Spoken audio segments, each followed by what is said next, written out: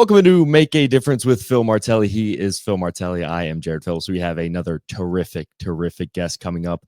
One that I would say has done a fantastic job of, dare I say, building relationships with the fans and the people in Philadelphia and their sports. It's a symbiotic relationship for sure. Well, there's no question about it. And that's the reason that I wanted to start this week with the idea of relationships. I had several things happen during the week and also in preparing for our guest, and tried to say, well, when didn't I know this person?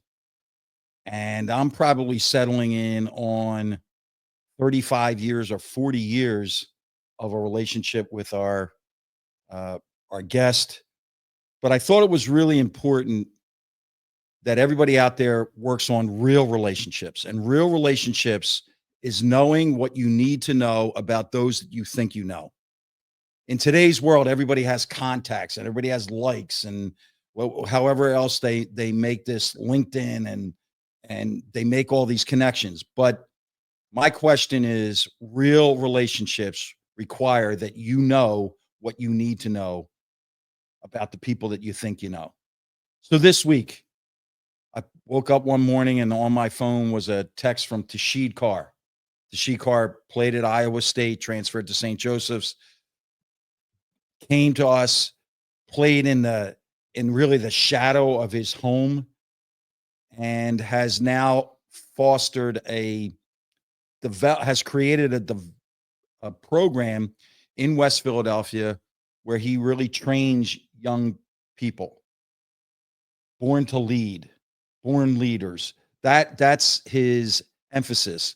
And he's very close with Ahmad Noel, who now is a family member because he is joining the program at VCU, and just connecting with him on, hey, let's stay connected. How can I help you? Is there anything he could do for me? And it just kind of went the whole week that way. Alex Compton was a young man that I recruited from Wisconsin. He came to St. Joseph's to play for John Griffin, and then ended up leaving and going to Cornell, all Ivy League player. And if you talk to people in the Philippines, he's one of the greatest players in the history of the Philippines. He reaches out for my address because he wants to send me a book that he's working on for the youth mindset, youth athlete mindset. And I was just touched that so many years later, we could still have this positive relationship. Anthony Longpre, a young man who went to prep school in Maryland, came from Canada, and was at St. Joseph's during the transition, and still stays in contact. And the connection with him this week was he had been working right here in media. He's moved to a job in Princeton, but he was happy to tell me that he and his wife are expecting. And again, I go back and say that invitation to his wedding, even though I couldn't make it, that's what these relationships are supposed to be about. We're all on teams. We're all on teams for our whole life. So let's build relationships that are so positive. And then Papa Now was down in Florida. He had come over and he had this people around him that kind of raised him up at Mount Verde Academy and host family. And he came to play for us at St. Joseph's. And it never quite went exactly the way he would have wanted it to go, but he was passionate about improving. He was passionate about getting his education. He was passionate about making connections that would go beyond his 4-year career. And he also battled. There were some health issues. There was a time when he was in Hahnemann Hospital, and it was maybe not. And to realize that you have that responsibility, member of your team, whatever your team looks like, doesn't have to be an athletic team. You have a responsibility. So to be able to connect with Pop, and we haven't ever gotten to, and the people out there that would remember the story, We were going to win an A10 championship. We were playing VCU on a Sunday afternoon, and Pop, who very rarely spoke to me, tongue in cheek, a referee threw him out of the championship game. We were up 22 or 23 or whatever it would be, and he got thrown out of the game. And I've never really understood exactly what happened. And he's so soft spoken and such a gentleman that was a shock to everybody's system. So all of us, kids now leaving school, they start to break apart a little bit. Families that have been all so tight during the year, stay connected. It's really important that we are there for one another. And it's a perk for being on a team. It's a perk. Like, you get to start these relationships and celebrate and commiserate.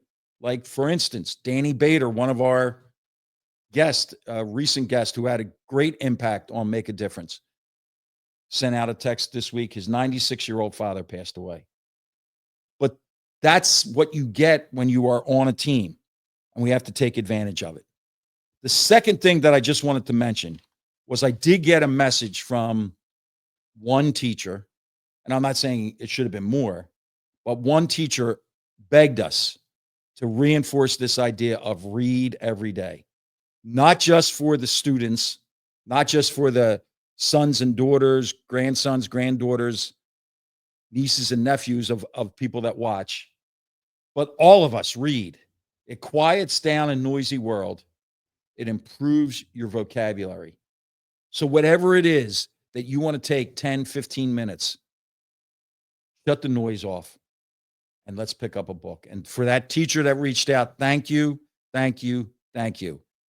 And we will not forget. Maybe even make it a Martelli minute. Wonderfully said, which we got to get to right now because our guest is chomping at the Yes. bit. I don't think he is used to kind of being, silent for this long. Yeah. Status Solutions Network is committed to making a difference by providing Alicia Law compliant safety technology to schools through a grant of use, ensuring that financial barriers never stand between students and proper safety. Each community has the power to create real change. Learn more at statussolutions.com, statussolutions.com. Martelli Minute every day. We're moving it back a little bit. I've noticed we're not quite at 6:30, but on Instagram at Phil_Martelli, the Martelli Minute, soon to be also in a book form, but that will be from years past, not the current ones. The current ones will still be on Instagram. You must commit to working passionately to make your dreams a reality. There's no wishing, there's no hoping. It's all about working passionately. Be a giver, and you will receive more than you ever anticipated or expected. Make someone's day by a simple act of kindness. A hello, how you doing? What can I do for you? It's a simple act, but you make someone else's day. Start off every day finding one person with a simple act of kindness. Run your race without the burden of comparisons. And then gain strength through patience and persistence. These will reduce stress. A lot of people out there living with a lot of stress. You reduce it by being patient and persistent. Victories will come. The Martelli Minute. Sponsored by Status Solutions at Phil_Martelli on Instagram every day at about 6:30, we'll say. I'm hoping to be. You set a high bar for yourself. And speaking of high bars, we got quite one to clear with this guest because, like I said, he is chomping at the bit. When you get this guy in front of a microphone, it's magic usually happens. There's no question about that. And we talked relationships to start this, and that perfectly fits with today's guest. I tried to go back in time. I think it's 35 years that he and I have been friends. And to me, it's really kind of interesting because he is a member of the media. And there was this whole mindset at one time, and may still, and we're going to ask this question, still may exist, that there's a friction between coaches and media. I never understood it. Right. I never understood it. And I say the same thing about referees. They have a job to do. Occasionally you can help. But the media has a job to do. So we've been friends for 35 years. And he has a unique perspective because he's multifaceted in the media world. A reporter, started with being an athlete, a reporter, a radio voice, and a powerful, powerful podcast that has branched from just interviews. And he did a podcast on an unsolved crime. I'm fascinated to find out more about that. He's a man of varied interest. And many times, even when we started this, the conversation was, well, should we focus on basketball? Enough. Let's get people with varied interest who really get the landscape and the impact that we can all have. And he is a community engager. You brought that up. He engages in public. If you're ever with him in public and someone wants to have a conversation, he engages. He's a wine connoisseur. I think, and I don't know enough about it, but we're going to find out about his vineyard. He has a vineyard. This is what I'm talking about. We need engagers. And the greatest compliment that you can pay Mike Missanelli is he's one of us. So we are delighted to be joined by my friend, Mike Missanelli. Wow. This is quite an honor to be on the podcast, first of all. You've got a musical soundtrack. I mean, this is beautiful. You have a musical director to lead into this podcast, which I find fascinating. But, Phil, I listened to your Martelli Minute. Truer words were never spoken because you as a coach, and I went back in time and I looked at all the players that you have coached. And this is the thing I always admired about coaches. You have a personal relationship and you train the hearts and minds of everyone. We're talking about hundreds of players. You would know the 15th guy on your roster in 1995, your first season, and you stay in touch with them, and you've opened a door for them to stay in touch with you. That's the beauty about the relationships you're talking about, especially with you. Now, my relationships are a little different. I have this kind of like distant relationship with random people. It may have the same effect, but you get to know people through a telephone line, and you really don't know what they look like or whatever. Sometimes you meet people in public and they say they identify themselves as a caller, but the bond between what I've done in Sports Talk Radio and the callers lasts for a really long time. And I'll just tell a quick story. You probably remember this guy. His name was Bernie from Broomall. Yep. And Bernie was one of these guys. I'm Italian, you're Italian, the whole culture. And you always had an older Italian uncle who was hard of hearing. So the first time he called, he said something about sports, and I asked him a question back, and he went, huh? Like an old Italian uncle. And there was born the character of Bernie from Broomall. Now, he listened to us until he was well into his 80s through health problems, through everything. But that made his day to listen to a radio show, to be a participant in a radio show. It made him feel whole. And when he passed away, I wrote a eulogy. I went to his funeral and read a eulogy for him. But that's the kind of bond that I've gotten over all these years doing Sports Talk Radio. And you're right, it is different from a lot of things that I've done. I started out as a writer, and Sports Talk Radio was a little different because you had to be more of an entertainer. But you had the same interaction. When I interacted with you, the one thing that I remembered about you early on is that you got it. You got the media's responsibility on what they were doing. Now, I was a little harsh sometimes, but you never held a grudge on me. And we always had that great relationship, an open relationship. Some coaches didn't receive me as well as you did, but you were loose enough. I remember you doing when I went to television at WB 17. I came up with this idea. Who better than to do this with you? It was like the old Johnny Carson Karnak routine, and you would I mean, you're a busy man. You would sit and do that foolish Karnak bit with me so I could play it on the air. So yeah, we've known each other for a really long time, and it's an honor for me to be here. Mike, I just want that one little nugget in there about Bernie from Broomall. He gained value, self-value, by just participating with you on your shows so many times.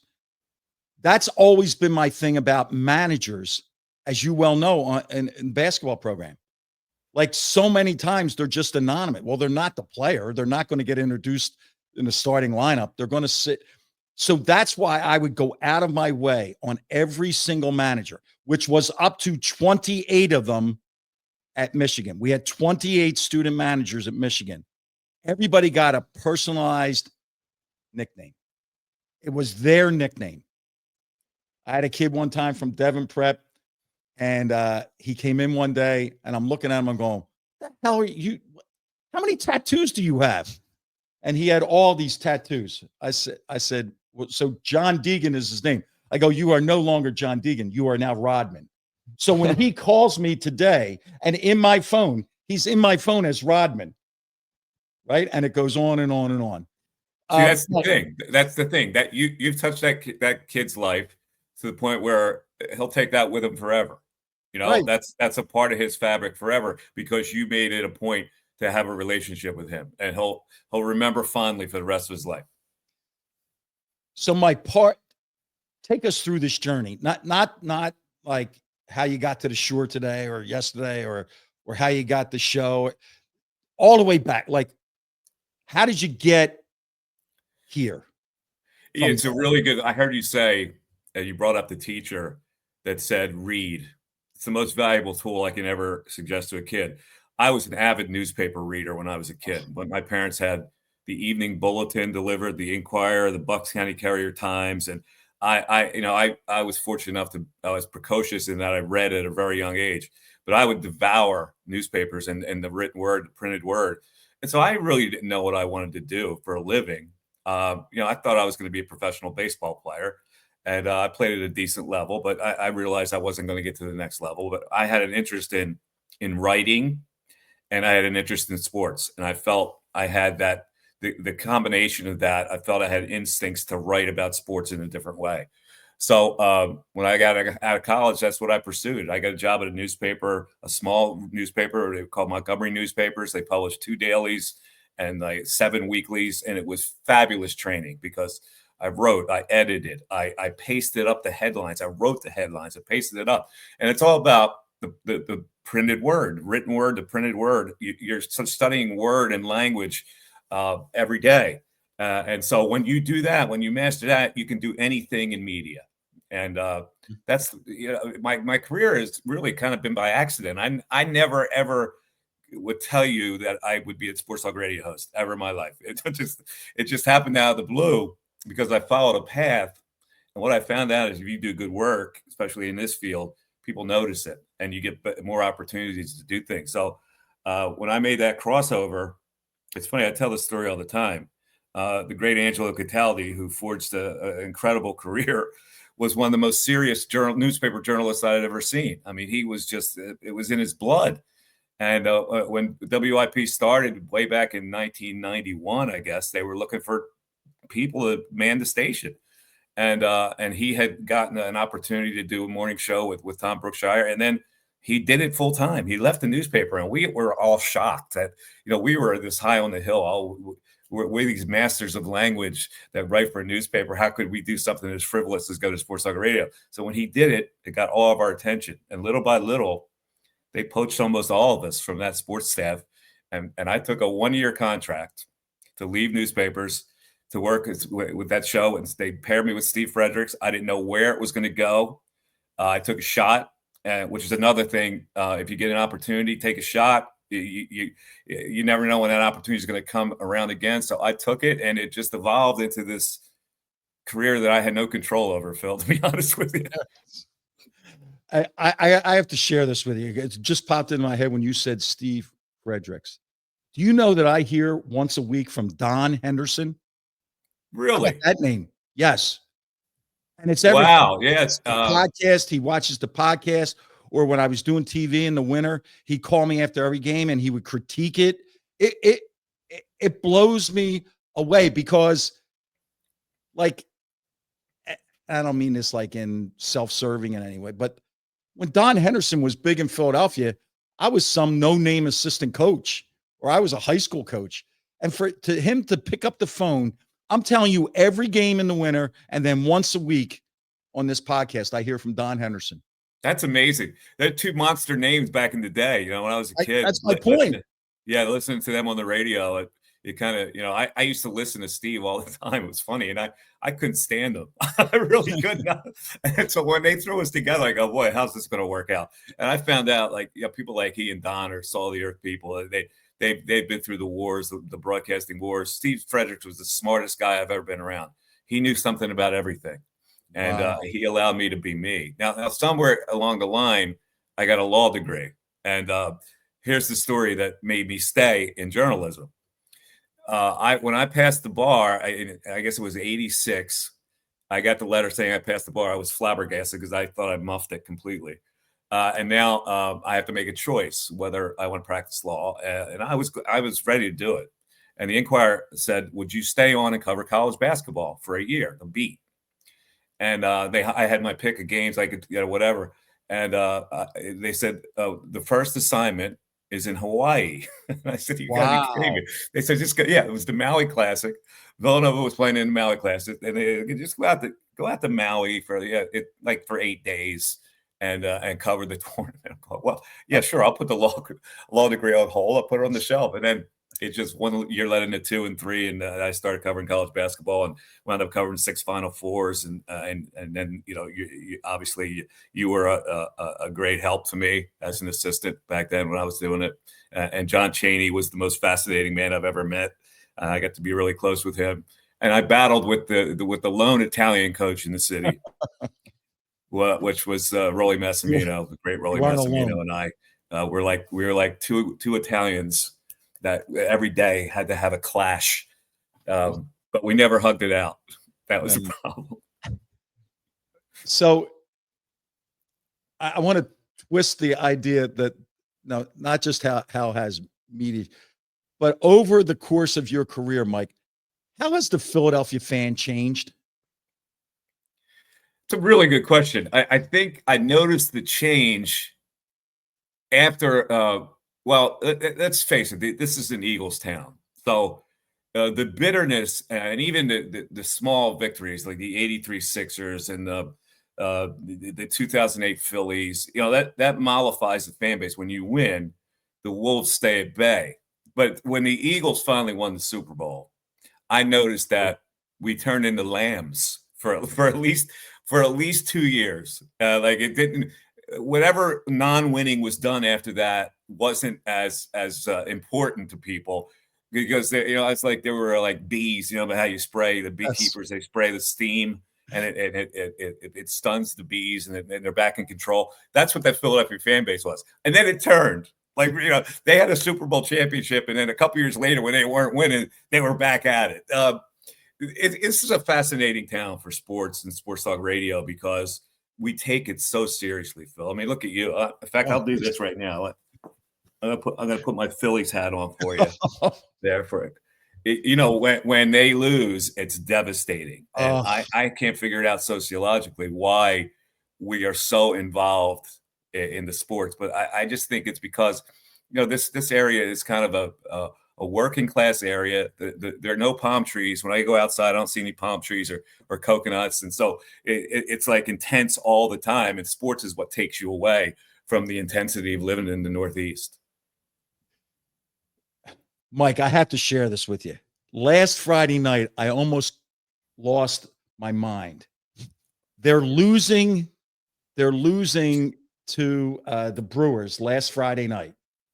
And there's a shot of Ashburn Alley, and there's like 35-year-olds, and they're so happy, and they're drinking their beer, and like, look at my cheesesteak. Get in there, get into the stadium and watch the game, and start demanding better. Well, that's what that stadium has done. The stadium, it's kind of a festive place to go. It's a nice night out. Uh, I don't know. Right now, they're pretty disgruntled about the Phillies, and it's funny because the Phillies are now judged on whether they can win at all. Like they've been a good team. When you think about all the lean years that have been in Philadelphia, they've been in the hunt for like the last several years, but it's now turned. Like the only thing that matters is that you measure it by whether you can win a World Series with this team, and it doesn't look like. I hate to break it to you, but it doesn't look like they're quite good enough to win a World Series. Mike, I just got to check Phil real quick. Is this the Friday where it was like 17-2?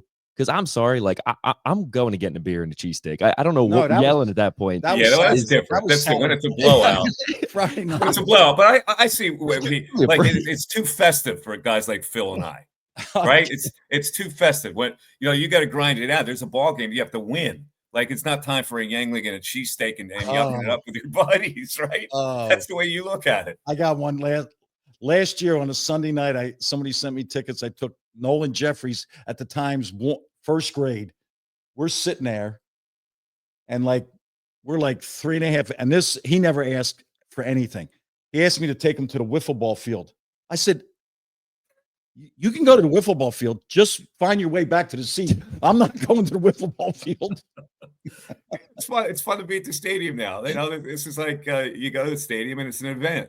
It's no longer you're at Connie Mack and you're waiting for Richie Allen to hit a home run. Phil. Things have changed.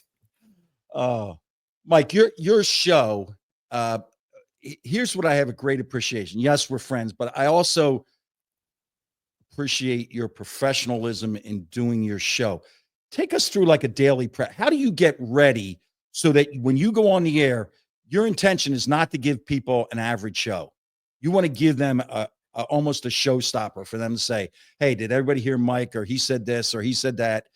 How do you prepare? What is it goes into the day? I don't put as much preparation. Like a guy like Angelo was obsessed with preparation. He had to have every 15 minutes planned out. And Yes. I kind of grab onto a hub. And I have a pretty good sense of what people are feeling and what they want to talk about, what the main issue is. And then I'll just kind of spin everything else around it. Like I'll talk about real life situations. I'll talk about what my experience at that grocery store, and I'll always wind it back to the hub. So yeah, I'll know like beforehand. I'm reading a lot. I'm watching a lot of shows, videos to get some kind of perspective on what sports are. And then I started off, and then I like to keep it fluid. I think the what I've done all these years is to not be predictable and keep it fluid, because I think that's more interesting when you do it that way rather than to have a structured plan, because you have different audiences. You have people listening at different times. Like I would like to think that everybody's listening every minute to my 4 hours, but I know that's not the case. So I try to break it up, make it fun to listen to when people are tuning in, make it fun enough for them to stay. And that's the key to radio. You want the time spent listening is a big thing in radio, and you want people to hang in there with you. So like I'll venture off and kind of like touch on what everyday life, what people are experiencing like me, just in an everyday situation, and then just bring it back. That was part of the TV show Hawk Talk. Was I didn't want somebody to just turn us off. Yeah, they're hitting the remote. They're hitting the remote. Whoa, what just happened there?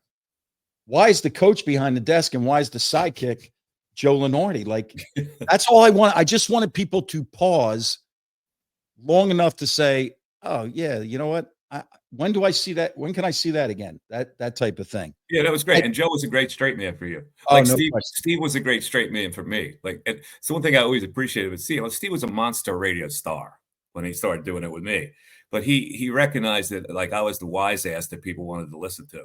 So he became the straight man, and like he would tell me stories about his life that they would come out of nowhere, like during a commercial. I remember we had this one conversation. Well, I was looking at the Daily News during a commercial, and I was reading a story about Fred Grandy, who was gopher on the Love Boat. Wow. And he was running for governor of Iowa. And I said, look at this, gopher from the Love Boat is running for governor in Iowa. I just threw it out there. And Steve goes, yeah, I used to party with him. and I did a double take. And he tells me this story about when he was in Boston, how Fred Grady was a member of an acting troupe, and he would go on a boat with him on Sundays, and they troll around the Boston Harbor, and they would do illicit such things. Like Steve was very upfront about his past and his drug abuse. And then he says to me, "Well, that's when I was dating Jane Curtin." And I go, "Jane Curtin from Saturday Night Live?" He says, "Yeah." So I haven't even gotten a hold of the Fred Grandy story yet. He hits me from the blue with Jane Curtin. It's like, but the stories like that would happen every day. Yeah, and so who cares who's the closer for the Phillies on that show? He was fascinatingly entertaining, and so I would kind of weave that into like a conversational piece. It's like, you're eavesdropping on a couple people at a bar telling a story, and you always eavesdrop. You never ignore the conversation. You're always listening to the conversation. And in a lot of ways, that's what radio is. Yeah. Mike, you went into the podcast, but I'm interested in the mystery in Bristol, and that became its own entity, right? That was not part of your podcast.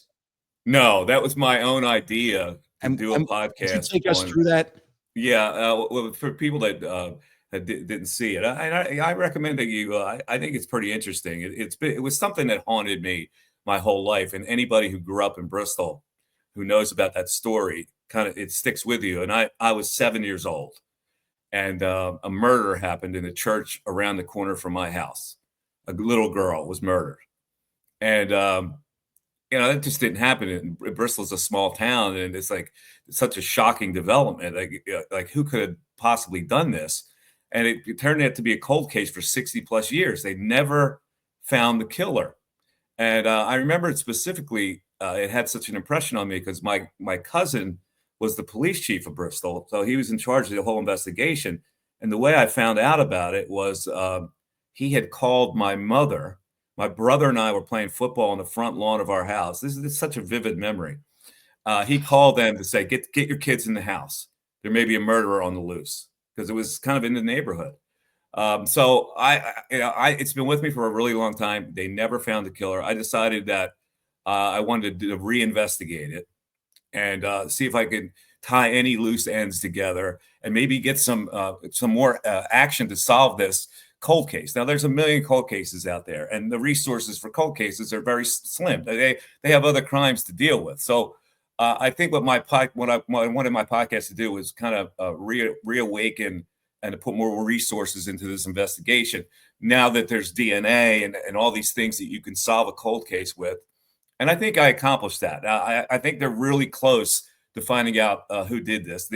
There were two main suspects. One of them was the priest at the church, and another guy who was kind of a vagabond in town. It was like a 24-year-old kid who had just come into town and had a really troubled past. So I try to explore the suspects and the aftermath of it. And I interviewed, I found some classmates of this young girl. Her name was Carol Ann Doherty, and she was 9 years old. I found a couple of people who actually went to school with her, and I found two girls she was supposed to meet at the library that day, and she never showed up at the library. And so they drove towards the church. They saw her bicycle in front of the church, and they told me they were afraid to go in because back then women had to have a headdress, head covering. Yes, I can see it. Yeah, so they didn't go in. Now, had they gone in, maybe they would also become victims. But she was found by her father. This is the saddest story possible. She didn't come home for dinner, and so they tried to retrace her steps. They saw her bicycle in front of the church. The father went in and found her murdered in the church loft. So, I mean, when that happens, it leaves such an indelible impression on you because you lived in that town. And I remember, Phil, that the town, it was like draped in sadness for a really long time. People really couldn't get back to regular life since it stunned them so much. And it stunned them for years because they never found who did it. That is. We want to talk about making a difference. I mean, no, that's what Mike he did. That's why trying to help solve that's a the cold case. Like that's it's the question. Uh, whew. I took a It's funny breath because I there. tracked down. Yeah, I put my journalist hat back on. I mean, I was bred to be a reporter, and so I follow leads, and I was able to contact the grandson of one of the main suspects, and he's a kind of a hillbilly from Alabama, from Louisiana, and that's where that suspect had moved down to Alabama. And he told me some stories about his grandfather. He called him his father because he was raised by the guy. And he would tell me stories about how the guy used to beat him, and this was a really bad guy. And my hunch was that he is the murderer. And so we'll find out soon enough because there's sophisticated DNA tests that are going on right now at a lab in Texas. But I've been communicating with the DA of Bucks County. She's been very cooperative with me and letting me know the leads they have and things like that. So yeah, I mean, my hope is that they solve it. I had her sister on the podcast. I found her sister, Carol Ann's sister, who was 4 at the time. Carol Ann was 9, and she remembered being in the police car when and they took her home. She remembered being outside the church when her father went in. Her father went in and came out screaming, and she remembered that vividly. It was fascinatingly interesting to me to do as much as I could to to get more information about this. And I don't know what good it's going to do at this point, but I think that it's better to have the killer found and to have the crime solved than not to have this open-ended thing. Mike, can you please like let our audience know, please like plug this. Where can they find this? Because who knows, maybe someone listening to this might have information. I mean, I think that it's kind of a must listen for anybody that is in this greater Philadelphia area, because who knows what they may know or what connection they may have. Yeah, it's called The Coldest Murder, and you get it on YouTube. So you go to YouTube and put in The Coldest Murder. I did 14 episodes, and within those episodes, there's a lot of interesting interviews with people who were involved or who may know a little more about the crime. And it's a really kind of a winding web of a thing. There were 4 suspects originally. I detail how they were interviewed and how the lack of resources that were where they just didn't have DNA back then. They had really no physical evidence to keep that suspect in town. They couldn't arrest him. They didn't have any. The priest. There were a lot of things in the priest's background. He was a molester. He was one of the priests that was named in Lynn Abraham's report in 2004. So I tried to shape it like, okay, you figure out who did this. I present as much evidence as I can. What are your instincts to tell you? Did the priest do it? Did this other suspect do it? Was there a third mystery person that did it? I tried to make it like a whodunit, but I think we're getting to the point where it's within a short period of time this will be solved definitely. Wow. We're gonna put that out on all of our Mike, I mean, that's social media. I had seen a little bit of it, and I kind of read up on a little bit, having seen you done it. But I mean, it's just, I mean, the sheer work you put into that. I mean, to segue into that, I think people, maybe the reply guys in your mentions quite often will just like let you hear it about any sports opinion. And I think you have to be there to kind of check them and let them know, not just with this podcast, but of course with the work that you do with Sports Talk Radio. It's like you put the work in. Like you have that background where I feel like people need to understand that you're not just, the guy who's talking the loudest into the microphone, right? I mean, like that to me, with you and Angelo, these guys that have had that background of being a legit true journalist that is, you twist it for entertainment purposes for sure. But I mean, do people quite understand the kind of work that goes into this? I mean, with both your podcast and with the show? I don't know, Jared. I just think that I just go along kind of a day at a time, and if people appreciate what I'm doing, it's fine. I mean, this was a labor of love to me. This true crime podcast was it took me back. It made me feel really good about doing investigation and trying to come out with the truth.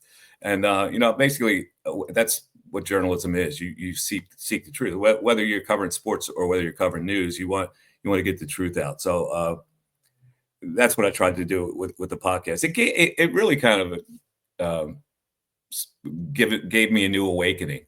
it made me really feel good to work those kind of channels, to do something like this. In fact, I was really blessed because a producer who had listened to my show, the radio show, uh, heard me talk about this podcast that I was doing, and he thought it was a fascinating enough story. And so, CBS Saturday Morning, with Dana Jacobson as the anchor, did a piece on this and took me back to Bristol, and we walked around. I showed her the church, and so it got national attention. And I was hoping that national attention would spur it even further.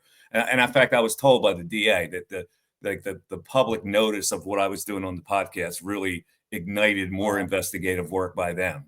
So that's about as good as I can do. If they solve the crime, they solve the crime. That will be on them totally and their investigative powers. But I think I look at myself in the mirror, and it's one of the proudest things I've ever done. Dynamite. I got to shift gears here, Mike.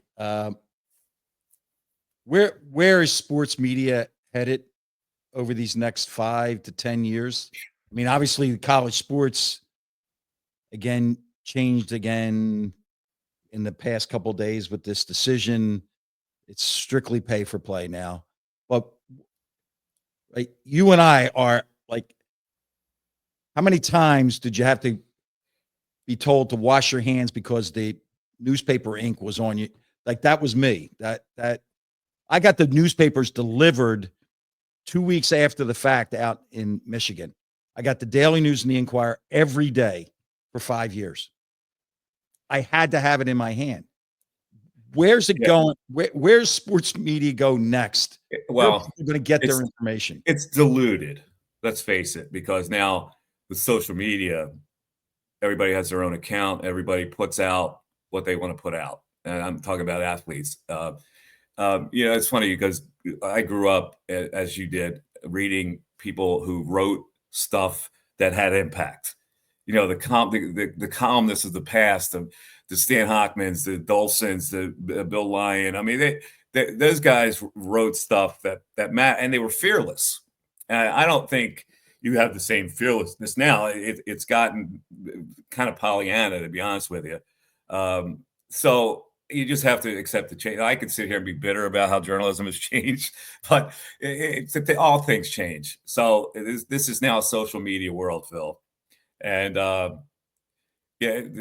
newspaper used to be king, and it wasn't that long ago, to be honest with you. And this evolution took place in a short period of time. You're still going to get it. I still read a newspaper. I get the Inquirer every day, and I read it online. I don't actually peel the pages anymore. But it's gotten softer. But for people that want to get into it, it's easier to get into it now. Like, you don't have to go through the channels that you used to have to and climb the ladder. You start your own thing. If people notice, you get these likes, you get views or whatever they get. And so there's an opportunity for more opportunity for kids to get into the field now. It's different. They get into it as fans, and it's not as analytical, but it's okay. All right, Mike, I'm going to die on my hill right now. I'm going to make a statement, and I'm not shy about making statements, but I'm dying on this hill. A Philadelphia Phillies playoff run creates greater excitement in Philadelphia than a regular season Eagles game. Tell me I'm wrong. A playoff run does. A regular season, but if you're going to compare baseball playoffs to football playoffs, I'm not so sure. I think you may have to die on that hill. There's a pie chart in this town, and we all study it being in journalism and doing sports radio. The Eagles occupy probably 70% of it. The Phillies occupy like maybe, I don't know, probably maybe it's 60 to 25. And then you'll have the Sixers in there, and the Flyers are a very small piece of pie. But football, this is a football town, Phil. I know you're a baseball man, but this is a football town. But you're right. A regular season Eagle game would pale in comparison to a Phillies playoff run. And here's where I get confused. Like, all these people are wonderful, and the fans, and they're passionate, and the whole bit. But Mike, if you had a poll or a quiz on your show and said to somebody, what does the left guard do on every play? Nobody can answer that question. Everybody could answer where the shortstop's supposed to go if the ball goes into the left field corner. Everybody's done that, whether it was wiffle ball, stick ball, box ball, everybody's played. But I don't get it. I just don't get it. They don't know anything about the inside linebacker. A lot of people do these days because on social media it's explained to them letter and verse. But you're right; they're not as technically following football, but it's more of a bloodthirst in this town. Yeah. Football is it's like the Roman Coliseum. That's what it's visceral for people to get out there, growl and cheer for football. That's why football is kind of taken over. But you're right; baseball is the more cerebral game, and you study it more, and there's a lot more time to think about it because it's timeless. But let's face it, Phil, you're climbing uphill with this. Mike, you really let him off easy. He asked the same question to Angelo a few weeks ago, and Angelo just tore him apart. He was like, "You're dead wrong." Yeah, but I know he's so passionate about baseball. That's why I had to wear this hat today. He's a crazy Phillies fan, and but I grew up with crazy Philly fans that were just like Phil, and he carries. I admire it. I admire that he has that much faith and that much passion to follow baseball in this town.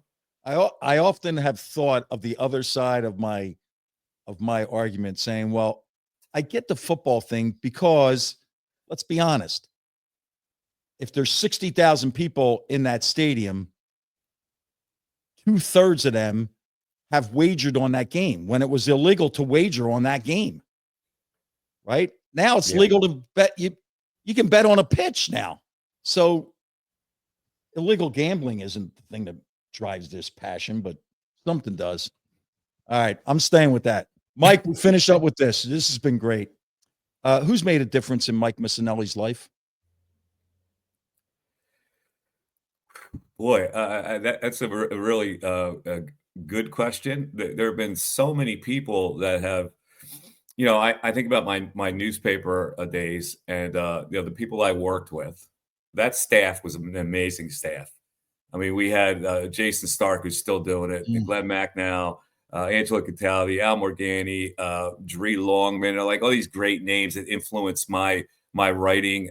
We had an editor, a sports editor named Jim Cohen, who drove you and made you do the right thing and made you cover the sports the right way. And then when I flipped over, like I said, Steve Frederick has been a tremendous influence on me.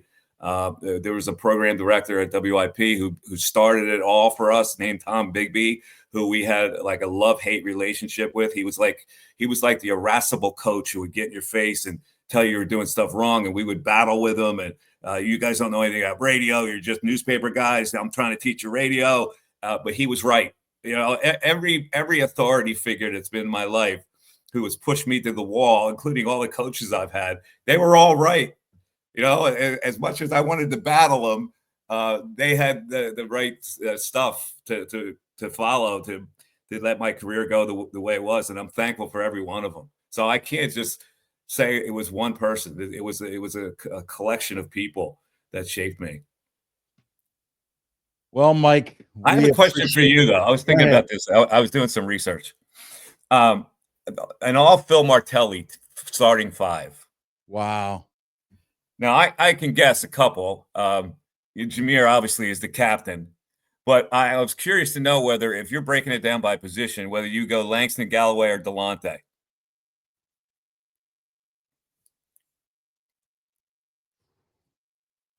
Delonte. You're going to go Delonte over Langston. Langston had a superior skill in his shooting ability. Delonte had he was multi-skilled. 2/3 of the year, for 2/3 of the 03-04 season, Mike, little known fact, Delonte West led us in assist. We had the best point guard, the best player in America on our team playing point guard, and Jameer Nelson. Delonte West led us in assists for 2/3 of the year. Yeah, he was a special player, And he guarded every single person like you stole something from him. Yeah, he was a tough player. Langston was actually in my class. I know I taught at St. Joe's for 6 years, I guess, 6 or 7 years. Taught a class named Sports Law, and he was one of my students. And I remember you guys lost a really tough game. It was a late night game. And I was teaching it was an 8 o'clock class or 8:30 class, whatever. And I'm thinking, well, Langston's not going to be there tomorrow.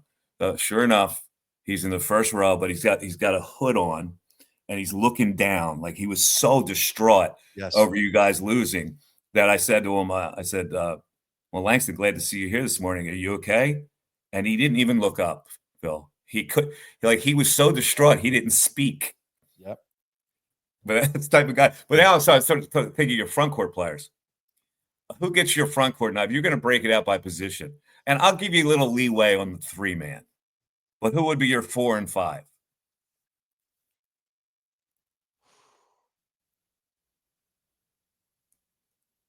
Wow. I haven't thought about this in a long time. First of all, Dwayne Jones was the true center. I would not have played with a 5, but without question, like Ahmad Nivens was spectacular, and a really interesting case study for me. Like, he was first team All-League as a sophomore and first team All-League as a senior. And his junior year, I had to mess him up so that he wasn't first team All-League. He was a second-round draft pick by the Dallas Mavericks, and he only started playing basketball in the 9th grade, and he played for the greatest basketball coach ever, really, in Bob Hurley. Bob Hurley at St. Anthony's, they did not have a home court. They didn't have a gym at his school, and Bob Hurley finished his career 1,100 games over 500. 1,100 games over 500. That's who Ahmad played for. Ahmad was a baseball player, a first baseman, and a pitcher up until the 9th grade when he played basketball. But Ahmad Nivens would definitely be on that list. And Dwayne Jones was so spectacular with his shot blocking, and never, ever, ever, ever, ever asked for the ball or really wanted the ball. Gosh, I got to be missing. I mean, we had a championship. Would you go Pat Carroll at the 3 if I gave you that for a 3? Would you go Damani as your 3? Would you go Bernard Blunt as your 3? Wow. Yo, you're forgetting Marvin O'Connor. Marvin O'Connor. Well, he's more of a 2. I don't make him a 3. Come on, Mike. I got to get. The guy had 19 points in 57 seconds. Yeah, I put him along with Delonte and Langston, but I thought of Marvin O'Connor. But I was going for somebody who's like a little bit bigger who could play a 3. I would sneak Bembry in there, but that's just my 2 cents. Bembry a great call. Bembry, I forgot about Bembry. Yeah, he's forgotten about. He only won 2 Atlantic 10 championships in 3 years. Yeah, he was solid. Freshman year and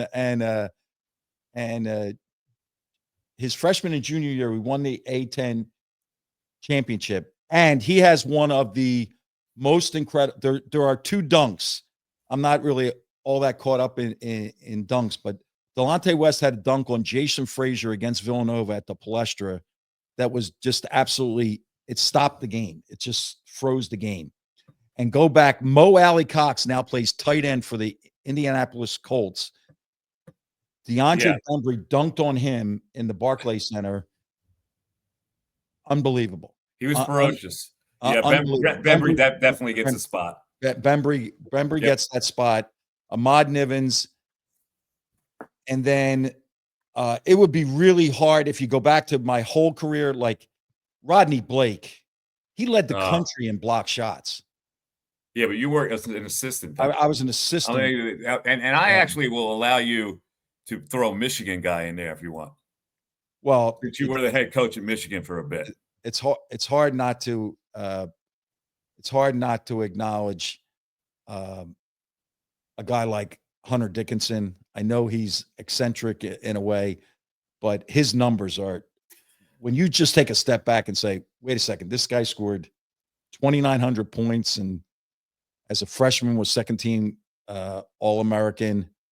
But I had another. There was a Franz Wagner was, and that was one of the sad parts of COVID. I think you settled it. People didn't really get Franz Wagner, and now look, he's going to be all right. There you go. I'll give you. That's your 3. The Wagner's your 3. Dickerson's your 5. Nivens is your 4. That's it. And Jameer and Delonte. That's the all Phil Martelli team. There we go. Well, I appreciate that, Mike. That was a mental challenge. Yeah, Mike, that was going to be like dog days of summer here on the podcast. Like, going to throw him that one, give him some time to think about it. I love that you put him on the spot. Though, it was fun though. I could see the gears turning. Mike, I appreciate you doing this. Thank you. My pleasure, Phil. This was a blast. Thank you for inviting me. And listen, best of luck with the podcast. We really need the pitching's got to like step up here. I'm a little nervous. I saw they some. Need to make a trade, Phil. They can't win with this bullpen. Oh, I'm not going to go there. No, but they had a bullpen game. Why wouldn't they put Taijuan Walker in there? That's what he's there for. Because he pitched the day before. Oh, I didn't know that. Yeah. All right, Mike. Appreciate you. All right, Hope guys. to see you soon. Mike, thanks so much. All right, bye-bye. I mean, absolutely terrific on all fronts. I mean, we have to revisit his podcast. I mean, just stunning, chilling, incredible. The work that Mike has done to really bring light to that cold case, and cool. It's unbelievable. Yeah, let's do that. It's available on YouTube. I mean, we'll put it out there on our social media. Of course. But we will not be going to Bristol.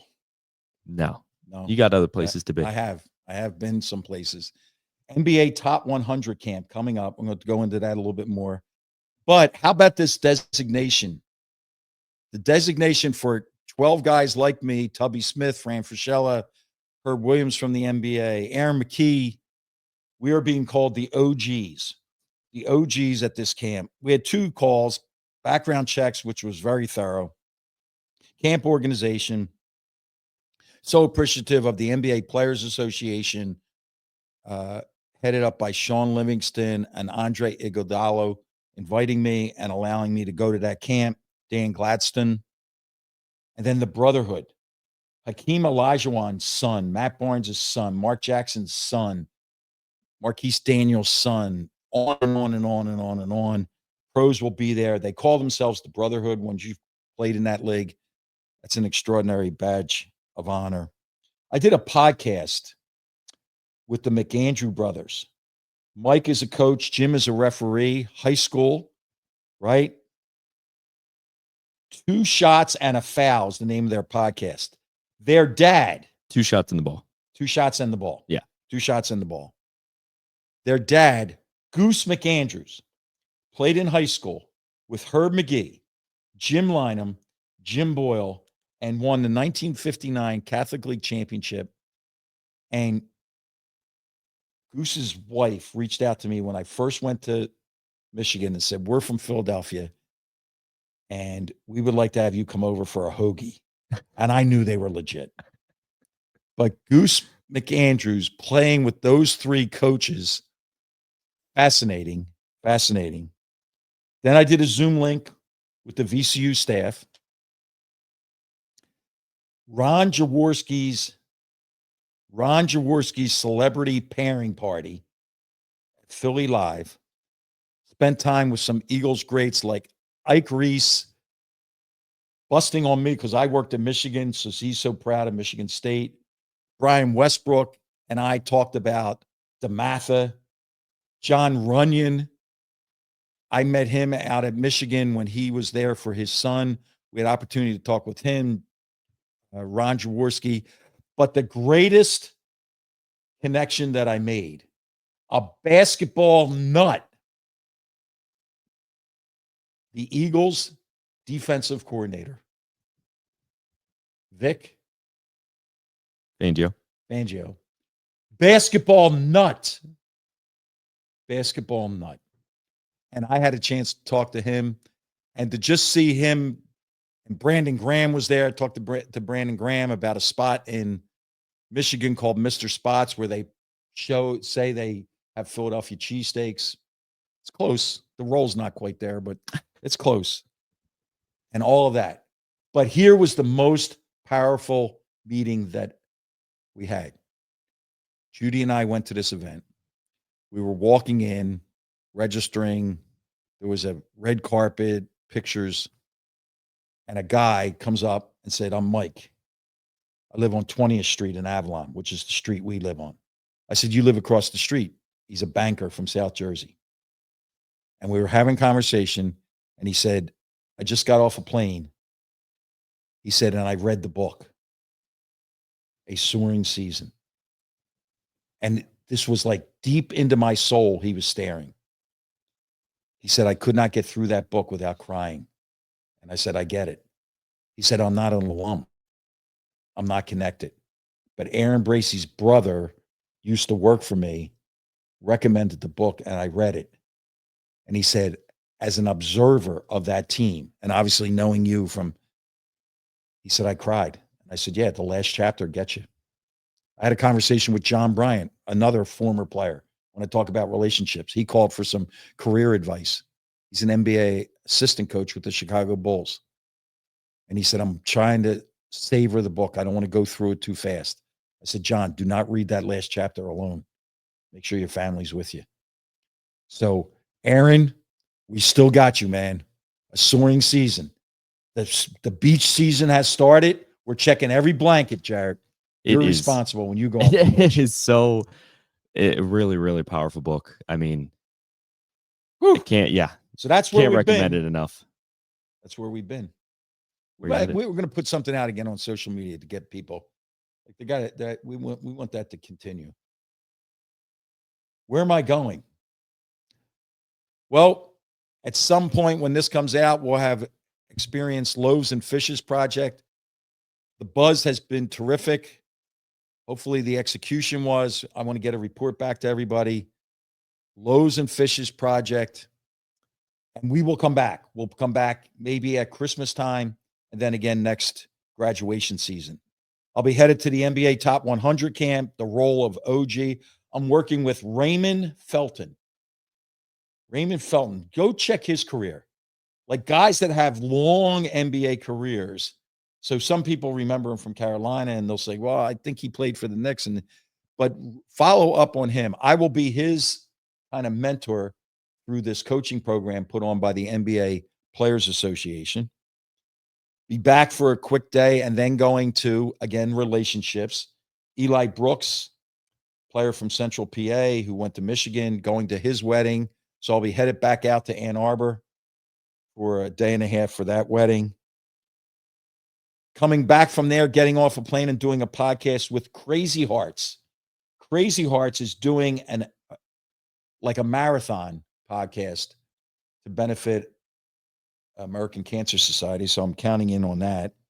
And we will be working on, and this will be the first announcement, that Loaves and Fishes was an idea, came to fruition because of the young people at St. Mary Magdalene and the Deacon.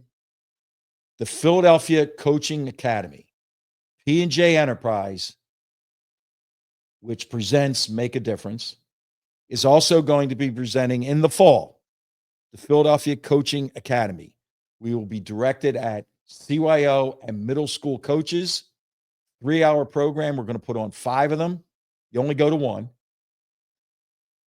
we're going to teach you how to practice, how to do drills, not what to run, but we want to put this on. I'll present. We're going to have local high school coaches present, boys and girls, high school coaches. But it's all about drills so that when Jared Phillips goes to coach St. Mark's, you know you can run an effective 1-hour practice. There is no greater terror that a coach can face by going on a court and not knowing what they're doing, not knowing what they want to do, because then people don't follow you. People only follow those that know where they're going. So the Philadelphia Coaching Academy is, and I have some great, great, great people working with me. The legendary Ernie Gallagher and my man from the local high school, Pencrest, Mike Doyle. So where are we going to get our high school coaches? Mike Doyle is going to recommend teachers. We want teachers to come in, and these people that are coaching CYO and middle school are so passionate. Now let's give them, if you certify math teachers, let's certify basketball coaches through the Philadelphia Coaching Academy. We're going to be working on that. Next time we meet, we'll have a lot to discuss about that. Quite a bit. I mean, I'm really excited about that moving forward. I mean, busy man. I don't know how you keep up with it all, man. You're too busy for me. I don't know. I mean, between Loaves and Fishes, Philadelphia Coaching Academy, the Martelli Minute book, I don't know where you find the time. Just a few projects, but you know what? We are going to keep building this. And again, we'll put it out there. You use the term like the dog days of summer. We still, suggestions on guests, somebody you want to hear from, we will approach them. If you're somebody out there that wants to be involved with us, sponsorships. That's going to grow what we're doing, in that we just want to be able to take our show on the road a little bit, really be reaching out to make a difference. You can make a difference with Make a Difference, just as a tidbit, and say, hey, here's a possibility. We need to be all encompassing. Sponsorship will certainly help us do that. 1000%. If you do want to get involved with Phil in any way, shape, or form, head on over to pnjmakeadifference.com. That is where Phil is getting boots on the ground to make a difference in the classroom, on the floor, off the hardwood, in the office, just about everywhere you can see and hear all the stuff he's up to. But there's always room in that calendar for more. We are Make a Difference Pod on Instagram, TikTok, and YouTube, at Make a Diff Pod on X. Make a Difference with Phil Martelli on Facebook. If you're watching on YouTube, feel free to like and subscribe. And leave a comment if you would love to hear from somebody coming up here in the next few weeks and months of the show. Like I said, we are always open to ideas. And if you're listening on Spotify or Apple, please give us a 5-star rating. If you're looking for that Martelli Minute about 6:30, we're pushing a little bit. At Phil_Martelli. He is Phil Martelli. Our thanks again to Mike Missanelli. What? Absolutely. And here's the reminder. Summer reading. Make it daily reading. Block out summer. Everybody, read. There it is. Get that reading fix in. Our thanks again to Mike Missanelli. Go check out his podcast, oh my gosh, on YouTube, The Coldest Murder. Incredible stuff. He's literally helping solve a cold case. I mean, and the way true crime has skyrocketed, no better way to make a difference than truly helping serve justice, which is incredible. But again, our thanks to him. He is Phil. I am Jared. Another fantastic one in the books. Let's figure out that bullpen, shall we? Oh, please.